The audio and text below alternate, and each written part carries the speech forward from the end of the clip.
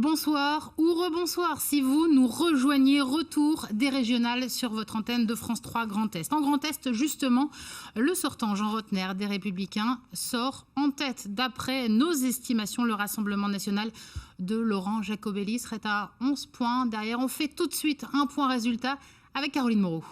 Oui, bonsoir effectivement à ceux qui nous rejoignent. On va commencer tout de suite par voir la participation, plutôt l'abstention qui serait, selon nos estimations, très élevée ce soir, 70,8%. Pour rappel, elle s'élevait à 52,1% au premier tour de 2015. On va voir maintenant les estimations concernant les résultats. Ce serait donc effectivement la liste de Jean Rottner qui arriverait en première position avec 31,5% des voix, suivie par la liste du Rassemblement national avec un peu plus de 20% des voix. Troisième position, la liste emmenée par l'écologiste Eliane Romani, 14,3% des voix. Brigitte Klinkert serait tout juste en situation de se maintenir avec 10,7% des voix selon nos estimations. Pour le moment, quatrième position, la liste emmenée par Aurélie Filippetti, 8,3% des voix. Les Patriotes avec Florian Philippot, un peu moins de 7% des voix. Les régionalistes d'Alsace, Martin Meyer, 4,5% des voix. Lutte ouvrière, Louise Fèvre récolterait 2,7% des suffrages. Et pour clore, ce serait Adil Tian pour l'Union des démocrates musulmans de France avec 0,6%. Merci beaucoup Caroline Moreau pour ces chiffres et cette estimation de notre partenaire. Et d'ailleurs, l'intégralité des résultats est à retrouver sur notre site internet France 3 Grand Est. Pour cela, rien de plus simple. Vous avez un petit flash code, un QR code qui va s'afficher sur votre écran. Il suffit de le scanner avec votre téléphone portable. Il vous renverra directement sur les pages de résultats de votre région ou de votre département. Avant d'entendre nos invités, François Laval, en 2 ou 3 points, qu'est-ce qu'il faut retenir de cette estimation ? Alors, si les estimations se confirment par les résultats des votes, on a dans la France entière, quasiment dans la France entière, donc une véritable dynamique pour toutes les présidentes et tous les présidents sortants. Et là, on le voit avec donc Jean Rottner. C'est l'échec en fait de la nationalisation en fait du scrutin par Marine Le Pen, puisque sur les tracts électoraux, elle était à côté du président. C'est-à-dire, pour elle, c'était un test politique préparant les élections donc présidentielles de 2022. Et puis, naturellement, c'est comme d'habitude, cette élection n'a pas passionné. De moins en moins, elle passionne de moins en moins. Et le Grand Est, c'est le mauvais élève, puisqu'il semblerait que c'est dans le Grand Est où le taux d'abstention est le plus élevé. Les sondages se sont trompés quand même. Oui, c'est difficile Les sondages tablaient sur 40% de taux de participation. Si on est à moins de 30% de taux de participation, c'est quand même compliqué. Y compris sur la photographie. Certes, effectivement, il y a l'abstention qui est beaucoup plus importante que ce qu'on imaginait. Mais la photographie ne ressemble pas du tout à ce qu'on nous avait promis. Alors, les sondages avaient beaucoup évolué. Jean Rottner était quand même bien positionné. Une fois, il était devant donc, Laurent Jacobelli. Une fois, c'était Laurent Jacobelli. Donc, en tout cas, ils ne se sont pas trop trompés sur la gauche. Et puis sur Florian Philippot, qui finalement fait beaucoup plus de mal que prévu à la liste du Rassemblement national. Bien, on va aller voir du côté de la liste arrivée en tête. Valérie Debord est avec nous depuis la préfecture de Meurthe-et-Moselle à Nancy. Vous menez la liste en Meurthe-et-Moselle, Valérie Debord. Jean Rottner est en tête, certes, mais avec 30% de participation. Est-ce que c'est pas une performance un peu étriquée ? Nous déplorons évidemment cette participation extrêmement faible qui aujourd'hui est inquiétante, bien sûr, pour notre démocratie. Nous avons fait une campagne de terrain, de proximité. Nous étions extrêmement présents. Il nous apparaissait que le cumul de l'élection départementale et l'élection régionale serait peut-être un facteur positif. Mais je crois que les reports successifs, la crise sanitaire a démontré qu'en fait les habitants n'étaient pas dans cette élection. Un certain nombre néanmoins se sont présentés au suffrage et puis je pense qu'aujourd'hui il faut continuer à convaincre et en tout cas avec sérénité, c'est ce que nous allons nous employer à faire. Mais en toute sincérité, est-ce que vous êtes quand même heureusement surprise par ce résultat, parce qu'on n'attendait pas un tel écart et une telle avance de Jean Rottner? Alors encore une fois, nous avons fait beaucoup de terrain depuis plus d'un mois. Et il est vrai que nous sentions quelque chose de plutôt positif. Après, encore une fois, avec beaucoup de modestie, en pensant à tous ceux qui ne sont pas venus voter et qui pourraient le faire, et puis à ceux qui ont fait d'autres choix, nous sentions effectivement que le président Rotner avait une bonne aura, un bon accueil, que son action était reconnue, que l'action pendant la crise sanitaire était fortement plébiscitée. Tous les sondages d'ailleurs démontraient un taux d'adhésion à notre bilan qui était à 67%, donc quelque chose d'extrêmement positif. Jean Rotner va s'exprimer et évidemment il dira ce qu'il souhaite par rapport à tout cela. Mais Valérie Debord, justement sur les souhaits de Jean Rotner, il avait dit avant le premier tour, Jean Rotner, qu'il ne fusionnerait pas avec la liste de Brigitte Klinkert. Aujourd'hui, ce résultat, il vous conforte dans cette position ou vous avez une position de main tendue plutôt ? Alors, Jean Rotner va s'exprimer, c'est notre tête de liste régionale, c'est à lui de s'exprimer, bien évidemment. Merci beaucoup, Valérie Debord, depuis la préfecture de Nancy, tête de liste, donc, de la liste de Jean Rotner. Et nous sommes avec Sylvain Waserman, vous êtes conseiller régional sortant, vous êtes sur la liste de Brigitte Klinkert, vous êtes vice-président MoDem de l'Assemblée nationale. C'est pas une bonne soirée pour le MoDem et la majorité présidentielle. Alors, moi je retiens trois choses. Encore une fois. D'abord, évidemment, sur l'abstention, on en a parlé. Moi, je voudrais juste rajouter une chose sur l'abstention, c'est que ça doit nous inviter à repenser les modalités du vote. Beaucoup de pays ont fait le vote par correspondance, le vote sur plusieurs jours. En tout cas, le vote tel qu'il est aujourd'hui crée des problématiques de façon de voter. Les procurations sont un système qui ne convient pas à tout le monde. Bref, il faut que le législateur, que ce soit nous ou les prochains, au prochain mandat, mais s'interroge vraiment sur comment organiser le vote, comment déployer des solutions qui correspondent plus à la vie d'aujourd'hui de nos concitoyens. Deuxième chose, très bonne nouvelle, le RN n'est pas en mesure, semble-t-il, de gagner notre région. Et ça, moi qui me suis engagé en politique pour combattre le Rassemblement national, je suis très heureux de voir que dans toutes les régions, le Rassemblement national recule. Troisième point, je le dis clairement, c'est une déception sur notre score. On a eu peu de temps pour faire campagne. Je crois que Brigitte Klinkert est quelqu'un d'extrêmement motivé. Non, ni plus ni moins que les autres. C'est pour ça, je le dis clairement. Le résultat est décevant et évidemment, j'aurais souhaité et attendu plus. Mais je crois que maintenant, la vision de Brigitte Klinkert est une vision très orientée sur les territoires. Je pense que maintenant, la suite du processus démocratique va se dérouler avec. Ce qui veut dire. Ce qui veut dire, je dirais la même chose que Valérie, c'est bien sûr aux têtes de liste de se positionner sur la suite. Mais moi, je crois qu'aujourd'hui, le principal enjeu, et cette question est très fortement soulevée si le RN est très fort, le RN est en recul. Donc voilà, il faut que ce soir, les choses se décantent. Elles seront tranchées rapidement, les choses ? Forcément, puisque dès demain, les choses doivent être tranchées. Elles seront ce soir ? Elles le seront dans la nuit, oui, dans la nuit, bien sûr. Mais on peut imaginer autre chose qu'un retrait de Brigitte Klinkert ce soir ? Bien sûr, on peut envisager un maintien, on peut envisager beaucoup de choses.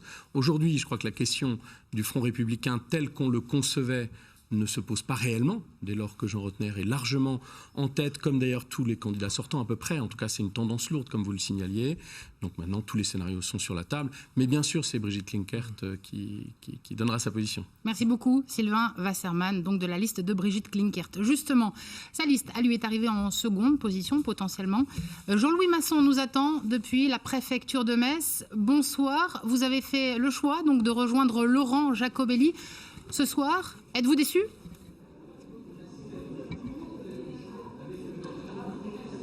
J'entends pas. Jean-Louis Masson, m'entendez-vous ? Vous êtes en duplex de la préfecture de Metz. Oui. Est-ce que vous nous entendez ? Ma question était donc celle-ci. Est-ce que vous êtes déçu ce soir par le score de votre liste ? Eh bien, je suis surtout déçu par l'abstention. Parce que si on regarde les taux d'abstention dans les différentes régions, on se rend compte que les régions où les gens ont le plus voté, c'est les régions qui avaient une forte identité, comme par exemple la Corse. Et en Corse, c'est le record national de participation au scrutin.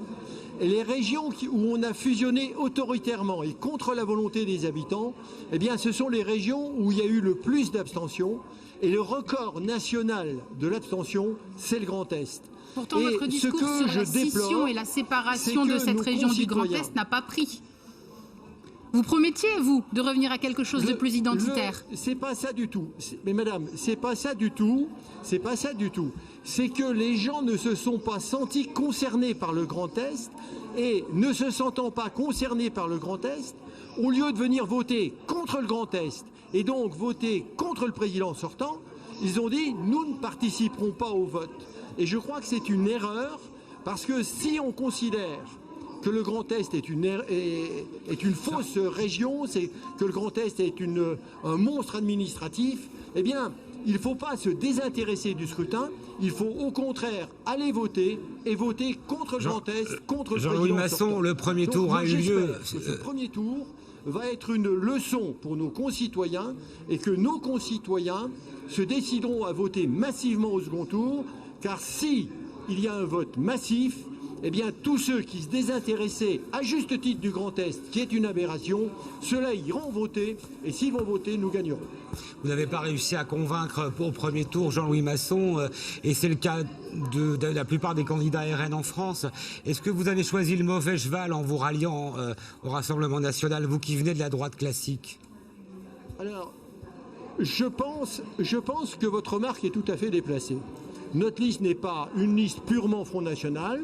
Notre liste est une liste de large rassemblement avec plusieurs partis politiques, dont par exemple le CNIP, et avec aussi des élus indépendants. Je suis un sénateur indépendant. Je n'ai pas du tout quitté la droite classique. Je considère que la droite classique, et en particulier les Républicains, c'est une aberration. Quand on a vu ce qui se passe dans la région PACA, où on négocie, on fait des tractations, c'est à vomir. Quand on voit que dans le Grand Est, il y a une tête de liste départementale qui est mise en examen pour détournement de fonds publics, eh bien, si c'est ça ce que vous appelez la droite classique, moi je dis non, j'en veux pas. Merci beaucoup, Jean-Louis Masson, depuis la préfecture de Metz. Voilà. Au revoir. Au revoir. Monsieur Laval, François Laval, comment vous analysez cette débâcle? Alors, si on peut l'appeler comme ça, effectivement, le terme est sans doute un peu caricatural du RN. Simplement parce que le RN n'a pas de véritable implantation locale. Donc ils ont essayé de trouver des élus locaux, des anciens sénateurs, des anciens députés pour... c'est une force politique nationale, comme d'ailleurs La République En Marche. C'est la force d'Emmanuel Macron. Et je pense que ce soir, celui qui va prendre la décision dans certaines régions comme le Grand Est, ce ne sera pas Brigitte Klinkert, mais ce sera Emmanuel Macron depuis l'Élysée. Puisque derrière, il y a toute une stratégie, il va analyser. Son objectif, c'est de casser, je pense, de continuer à casser les Républicains. Vous confirmez ça, Sylvain Waserman, les ordres vont venir d'en haut? Je ne confirme ni n'infirme, évidemment. C'est peut-être votre opinion. Je crois que l'ensemble de la majorité va s'interroger. Brigitte Klinkert consultera évidemment l'ensemble des forces en présence. Je vous rappelle qu'il y a La République En Marche, il y a aussi le MoDem, qui est présent et actif dans cette campagne, qui est très implanté territorialement, pour le coup. Et voilà, moi je crois qu'il faut bien retenir l'idée qu'il y a des visions qui s'affrontent, et que le deuxième tour serait aussi une occasion d'affirmer des visions, notamment des visions de proximité par rapport au territoire. Et ça, c'est ce que porte Brigitte Klinkert avec force. Je voulais simplement dire qu'une élection, c'est une question de dynamique aussi. Donc la dynamique a été créée au premier tour, et il y a 5 ans, la dynamique a changé parce qu'il y a une frayeur de l'électorat centriste, de droite alsacien, d'avoir à la tête d'une région européenne, finalement Florian Philippot. Là, ça va être très difficile pour le Rassemblement national d'aller créer une dynamique sur le deuxième tour. Et c'est tant mieux. Et on part à Reims, nous attend Éric Quénard, qui est un élu socialiste, qui est la tête de liste dans la Marne de la liste d'Éliane Romani. Éric Quénard, comment vous voyez la suite entre les deux tours? Écoutez, en se qualifiant pour le deuxième tour, d'abord, c'est une satisfaction. Le résultat est assez conforme aux études d'opinion qui avaient été présentées ces dernières semaines. Maintenant, nous voulons poursuivre le travail. D'abord, un travail de main tendue et de rassemblement. Nous l'avons dit, et Éliane Romani l'a dit à plusieurs reprises, notre main reste tendue pour rassembler la gauche la plus largement possible, et je crois qu'Éliane s'exprimera dans les prochaines heures. Et puis, c'est faire en sorte qu'on débatte des vrais sujets qui intéressent les habitantes et les habitants de la région Grand Est. puisque ce débat a été largement pollué par des thématiques qui ne relèvent pas des compétences de la région. Donc il faut mettre les vrais sujets et le vrai débat au cœur des enjeux. Et donc c'est à ça qu'avec l'équipe autour d'Eliane Romani, nous allons nous atteler. Les enjeux évidemment de transition écologique, la cohésion sociale, les questions d'insertion et de formation professionnelle, Éric Quénard, le devenir de nos lycées. Éric Quénard, les enjeux. Après ce match de premier tour entre les deux listes de gauche, est-ce que vous allez vous marier avec la liste d'Aurélie Filippetti ou est-ce que les discussions, tout au moins, ont commencé ou vont commencer ? Ben, comme je l'ai indiqué il y a un instant, Eliane Romani a toujours tendu la main à Aurélie Filippetti. Donc cette main est toujours tendue et s'il doit y avoir des discussions, elles se feront évidemment dans la soirée. Puisque comme vous le savez, dès demain, les listes doivent être déposées. Donc il y a effectivement un enjeu, mais encore une fois, vous savez, le rassemblement, il ne se décrète pas. Il se construit dans le respect des uns et des autres et des projets. Le projet d'Eliane Romani étant celui qui a été mis en valeur, en avance, s'agissant de la gauche et des écologistes. Merci beaucoup, Éric Quénard depuis Reims. Justement, la réaction d'Aurélie Filippetti, on va aller la chercher tout de suite. Elle aussi est en duplex depuis Metz. Aurélie Filippetti, bonsoir. Il paraît que vous avez reçu un petit SMS d'Eliane Romani et que les discussions sont en cours, c'est vrai ? Les discussions, elles vont commencer, elles vont durer une partie de la nuit, évidemment. Moi, je suis très heureuse, tout d'abord, du bon score, du très bon score même de l'appel inédit, qui est un mouvement qu'on a créé pour ces élections régionales et qui fait un très bon score, notamment en Moselle et en Meurthe-et-Moselle. Donc, d'ores et déjà, nous avons réussi notre pari et ce très beau projet. Et la dynamique qu'on a créée, l'énergie qu'on a impulsée dans cette campagne, et bien maintenant, on va évidemment la mettre au service du rassemblement des forces de gauche et écologistes pour le second tour. Et je pense que contrairement à ce qui se passe dans d'autres régions, cela donne la possibilité d'une nouvelle dynamique pour le deuxième tour. Justement, Aurélie Filippetti, si on additionne votre score, environ autour de 8%, et celui d'Eliane Romani, 14%, ça fait 22-23%. Comment pouvez-vous, avec une telle addition, vouloir susciter une dynamique pour le second tour ? Ça paraît quand même hors de portée. Mais écoutez, vous savez que les sondages nous donnaient à 5% et nous avons fait mentir ces sondages. Par ailleurs, dans les régions où il n'y a pas d'appel inédit, où il y a les partis traditionnels, eh bien la dynamique n'est pas du tout la même. Nous avons un projet qui est un projet nouveau, un projet pour le Grand Est et qui d'ailleurs, en additionnant nos forces et en créant cette dynamique, passe devant le Rassemblement national. Donc, pour moi, c'est vraiment une très grande satisfaction et en particulier, j'insiste là-dessus, dans les départements de Moselle ou Meurthe-et-Moselle, notamment dans certains endroits où on pensait que le Rassemblement national était durablement installé, eh bien notre campagne de proximité et notre campagne pour l'emploi, pour les services publics, eh bien, elle a touché les gens. Merci beaucoup Aurélie Filippetti, en direct depuis la préfecture de Metz. Jean-Georges Trouillet, vous êtes également sur notre plateau, tête de liste Stop Grand Est en avant l'Alsace, donc la liste Unserland, régionaliste. Votre score, un peu moins de 5%, fort en Alsace, forcément. Une satisfaction ce soir ? J'aurais préféré que notre tête de liste, Martin Meyer, ait eu la possibilité de débattre, parce qu'il a été privé de débat sur l'audiovisuel public en particulier, ce que je trouve absolument scandaleux. Et je pense que sur le sujet de la question des institutions, de l'avenir du Grand Est, on avait des choses à dire, on a toujours des choses à dire. Et effectivement, quand on a un score de 4,5, peut-être maintenant 4,2, on se dit que peut-être, si on avait eu la voix au chapitre, si on avait pu discuter et notamment pointer les contradictions chez nos concurrents, nous aurions pu passer les 5%. Ce que nous apprend le score, peut-être parce qu'on n'a pas le détail. C'est comparable à 2015 à peu près, pour l'instant, votre score. Alors, ce qu'il faudra voir, c'est la répartition entre les départements. Parce que j'ai l'impression, parce qu'il ne vous aura pas échappé, que beaucoup de listes se sont largement inspirées de nos revendications, avec plus ou moins d'honnêteté. Et ce qui fait que finalement, le score en Alsace, chez nous, sera probablement diminué du fait de la liste Klinkert.